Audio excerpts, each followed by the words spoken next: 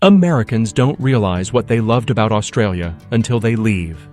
They get home, return to their normal routine, and suddenly something feels missing.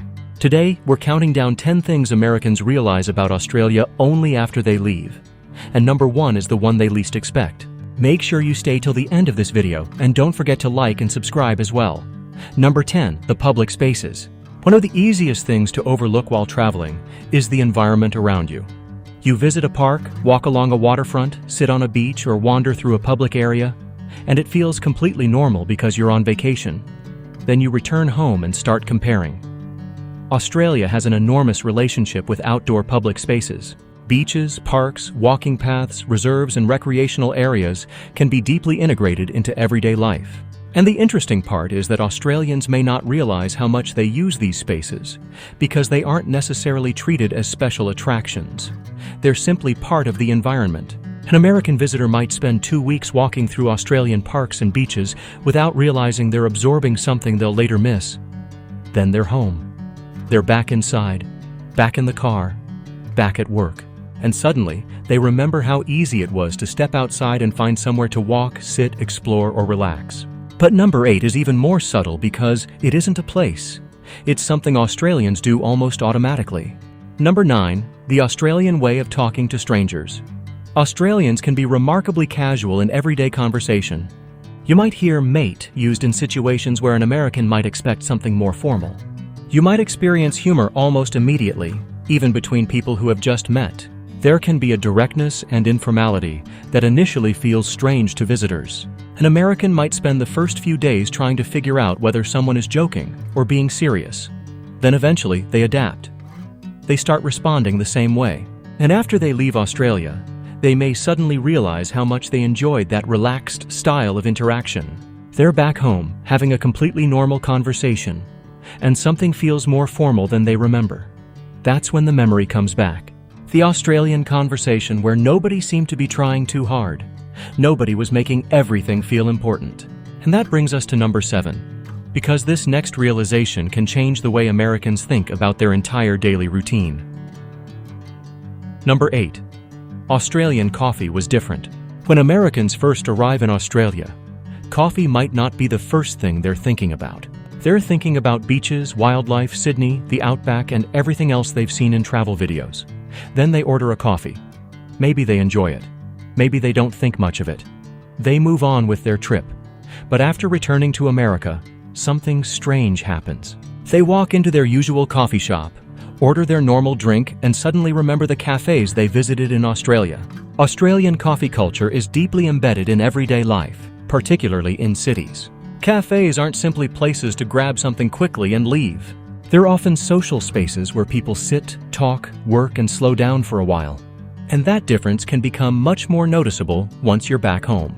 Suddenly, that little Australian cafe you didn't think twice about becomes a memory. But coffee isn't the biggest thing people miss. Not even close. Number 7. Australians don't always treat work like the whole point of life. This doesn't mean Australians don't work hard. They absolutely do. But visitors can notice different attitudes toward annual leave, weekends, social time, and the idea of switching off.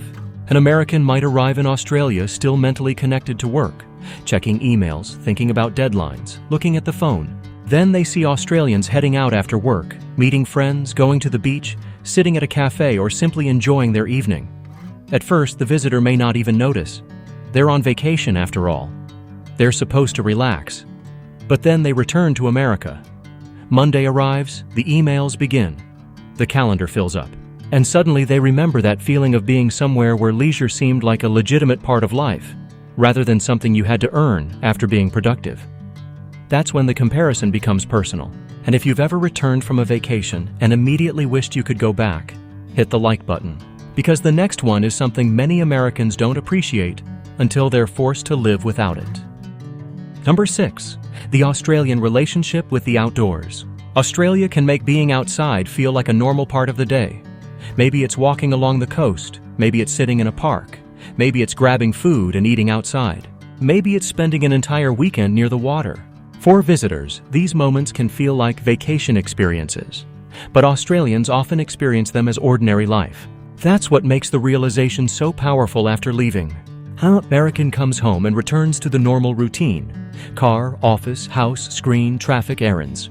Suddenly, the Australian outdoor lifestyle doesn't feel like a tourist activity anymore. It feels like something is missing. Number 5. Australians can make everyday life feel less car-centered.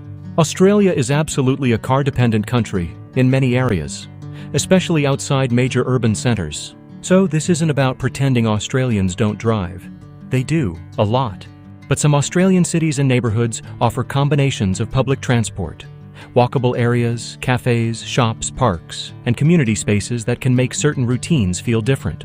An American visitor may stay in an area where they can walk to breakfast, take public transport into the city, stroll through a park, and spend the evening somewhere nearby.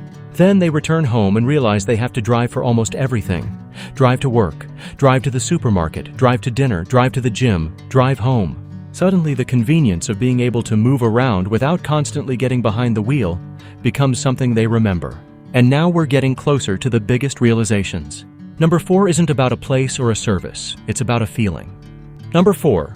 Australia felt more relaxed than they expected. Not every Australian is relaxed, not every workplace is relaxed, not every city feels slow. But visitors can experience a certain casual attitude in everyday interactions that contrasts with what they're used to. A restaurant conversation doesn't have to feel formal. Someone can joke with you. A stranger can call you mate.